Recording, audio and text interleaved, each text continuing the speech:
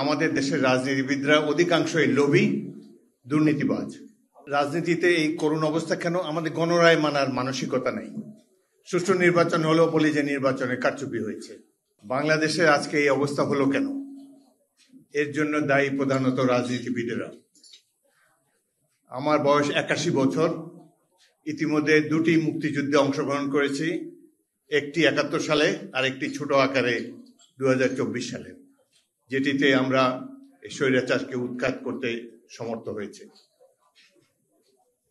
রাজনীতিতে অনেক বছর অংশগ্রহণ করার পর যখনই চিন্তা করি যে কেন দেশটা এমন হলো কারণ আমাদের দেশের রাজনীতিবিদরা অধিকাংশই লোভী, দুর্নীতিবাজ।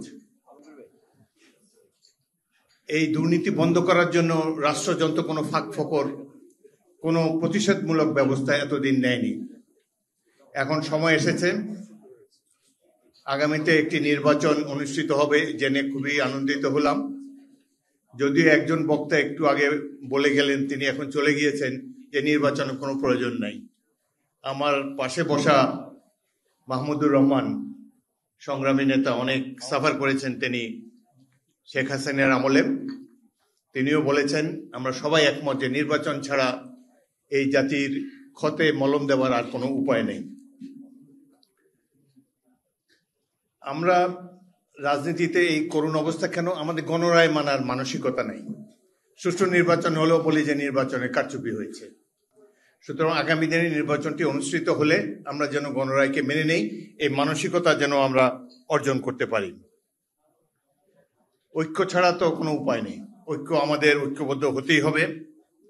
ভারতকে ধন্যবাদ যে তারা শেখ হাসিনাকে আশ্রয় দিয়েছে। শেখ হাসিনা এবং আওয়ামী লীগেরা যে এত বড় ভারতের দালাল, দেশের শত্রু, আশ্রয় না দিলে তো আমরা বুঝতে পারতাম না। সুতরাং এই আওয়ামী লীগের ফেরত আসার কোনো সম্ভাবনা আমি দেখি না।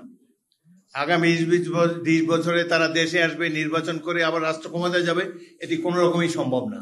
আবার প্রতিবেশী রাষ্ট্র পেশি শক্তি জোরে তাদের বসিয়ে দিবে, কিংবা কোনো একটা সামরিক বাহিনী তাদেরকে বসিয়ে দিবে, এটাও সম্ভব না। আমাদের আস্থা রাখতে হবে জনগণের শক্তির উপরে। আমরা অনেক ভাগ্যবান, 71-এ বীর শ্রেষ্ঠদেরকে দেখেছি, আর 2024 সালে আবু সাইদকে দেখেছি।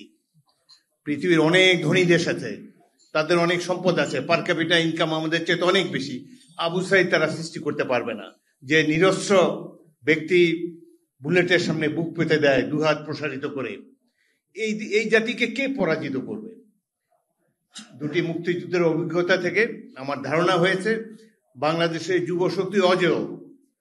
আমি 71 সালে 800 ছাত্র এবং 200 বেঙ্গল রেজিমেন্টের সৈনিকের কমান্ডার ছিলাম। এই 800 ছাত্র, এর মধ্যে 200 যুদ্ধে শহীদ হয়েছে। কিছুই তো ছিল না, ঘর বাড়ি ছেড়ে পালিয়ে এসে তারা মুক্তিযুদ্ধে অংশগ্রহণ করেছে। আবার সেই দীর্ঘদিন পর আবার দেখতে পেলাম 24 সালে অভিভাবকের সাথে ছাত্রের সাথে তার অভিভাবক এসে হাজির হয়েছে। স্নিগ্ধ কিছুদিন আগে আমাদের দলে যোগ দিয়েছে, তার ভাই মুগ্ধ সবাইকে পানি দিচ্ছে, পানি লাগবে ভাই, পানি। এই জাতি আমরা আতঙ্কিত কেন? এই যে ঐক্যবদ্ধ কমিশন, তারা অনেক কিছু কমপ্লিকেটেড করে দিয়ে গেছে। এত কমপ্লিকেট করার তো দরকার নাই, জটিল করার তো দরকার নাই। এই যে তত্ত্বাবধায়ক সরকার আইডিয়াটা খুব ভালো একটি সরকার, আমাদের দেশে খুব ভালো আইডিয়া। আমাদের দেশের জন্য 3 মাস যথেষ্ট সময়। একটা সরকার গণরোষে পতিত হোক বা জনগণের ইয়ের মাধ্যমে, ভোটের মাধ্যমে, ব্যালটের মাধ্যমে উৎখাত হোক, 3 মাস যথেষ্ট সময়। 3 মাস পরে একটা সিম্পল নির্বাচন দিতে হবে। জনগণের উপর আস্থা রাখতে হবে। এই যে ঐক্যমত কমিশন একটা ক্লজ দিয়েছে যে 200 আগামী সংসদ কি করবে না করবে সেটাও তাদেরকে বেঁধে রাখতে চায়, এটা তো সঠিক না।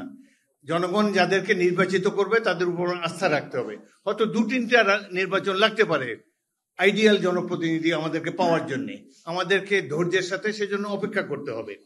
তো ইনশাআল্লাহ আমরা নিশ্চয়ই ঐক্যবদ্ধ থাকবো। একটা ভালো দুর্নীতি দমন। রাজনীতিবিদরা নষ্ট হয় কেন? তাদের দুর্নীতির বাধা দেওয়ার কিছু নেই। পাশের দেশ ভারতে আছে, তারা সিটিং চিফ মিনিস্টারকে গ্রেফতার করতে পারে দুর্নীতির দায়ে। আমাদের দেশে এই ধরনের আইন কেন নাই? একটা আইন করতে হবে আগামী দিনে পার্লামেন্টে, আমরা যদি থাকি বা যারাই থাকবে, জাস্ট এমন একটি আইন করতে হবে দুর্নীতি বিরোধী, যাতে করে সিটিং প্রাইম মিনিস্টারকে গ্রেফতার করতে পারে দুর্নীতি দমন কমিশন দুর্নীতির দায়ে। এই দুর্নীতি বন্ধ করে দেন, রাজনীতি দুর্বৃত্তায়ন অনেকাংশে কমে যাবে।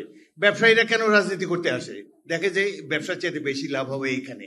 এই প্রবণতা বন্ধ করতে হবে আমাদের, বাস্তবতা নিরিখে কথা বলতে হবে, এবং সুশীল সমাজের যারা আছেন তারাও বাস্তব পরামর্শ দিবেন।